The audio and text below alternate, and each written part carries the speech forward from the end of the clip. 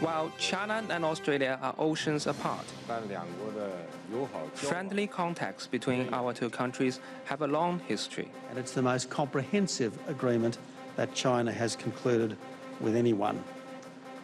On the heels of the G20 Summit, China and Australia announced a landmark free trade deal worth billions of dollars. Hello, I'm Arnold Naidu in Washington, D.C., and this is The Heat.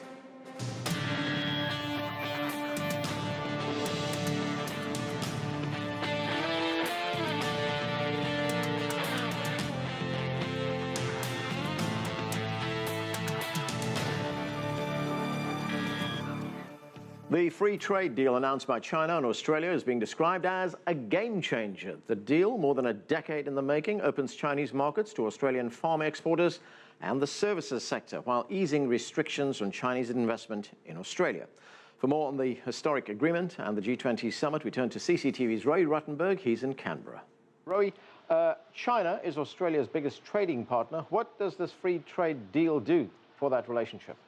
Indeed, and it's Australia's biggest trading partner for the last 5 years, and now it's expected to grow. By some estimates, that free trade agreement will be worth anywhere between $18 and $24 billion for the Australian economy. One economist I spoke to here says many of the tariffs could have actually been eliminated just through unilateral action by Australia, but this indeed sends a message that Australia's economy is expanding and is growing. Many people here excited about the opportunity to enter the Chinese market with less restrictions, a market of more than 1 billion people, and that will be a positive influence on Australia's economy.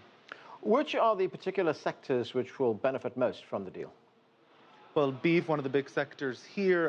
The miners will benefit as well. Australian service industry, which hopes to set up shop in Shanghai, as well as Australia's dairy farmers, who said that for many years they've had an unfair disadvantage in the competition with New Zealand's dairy producers, who have a free trade agreement with China since 2008.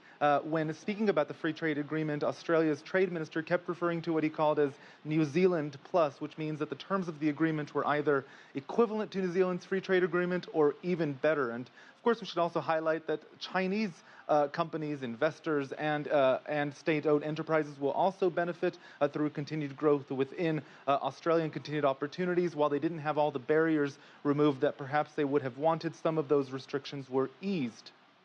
Roee, the Chinese President Xi Jinping addressed the Australian Parliament. That's being called a historic speech that he made there. How is that speech being compared to an address made by President Barack Obama to the G20 Summit, which was also held in Australia? It's very different speeches, very different tones.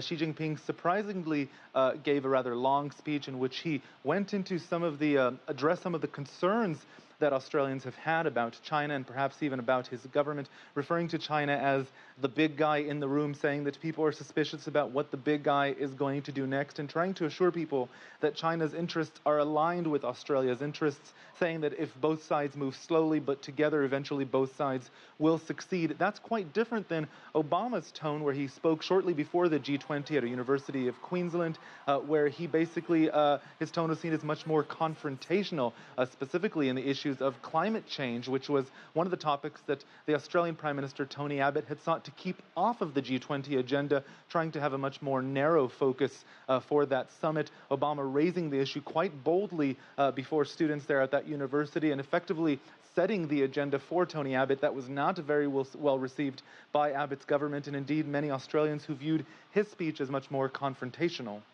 Thanks, Roee. CCTV's Roee Ruttenberg reporting from Canberra in Australia.